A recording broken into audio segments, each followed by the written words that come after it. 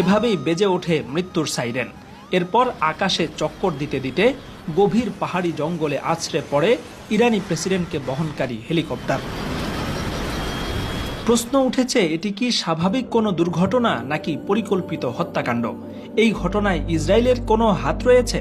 3টি হেলিকপ্টার একসাথে রওনা দিলেও শুধুমাত্র প্রেসিডেন্টের হেলিকপ্টার কিভাবে দুর্ঘটনায় পড়ল? নিরাপত্তা টিমের কাছে কি প্রতিকূল আবহাওয়া সম্পর্কে কোনো বার্তা ছিল না? প্রবল প্রতিকূল আবহাওয়ার মধ্যেও কেন হেলিকপ্টার টেক অফ করা হলো? সব মিলিয়ে এটা নিছক দুর্ঘটনা নাকি ভয়াল কোনো ষড়যন্ত্র? তদন্তের পরেই হয়তো তার উত্তর বেরিয়ে আসবে। আজারবাইজান সীমান্তবর্তী একটি বাঁধ উদ্বোধনের জন্য গতকাল ইরানের পূর্ব আজারবাইজান প্রদেশে গিয়েছিলেন প্রেসিডেন্ট ইব্রাহিম রাইসি। তেহরান থেকে বিমানযোগে তাবরিজ শহরে যাওয়ার পর সেখান থেকে হেলিকপ্টারে করে অনুষ্ঠানস্থলে গিয়ে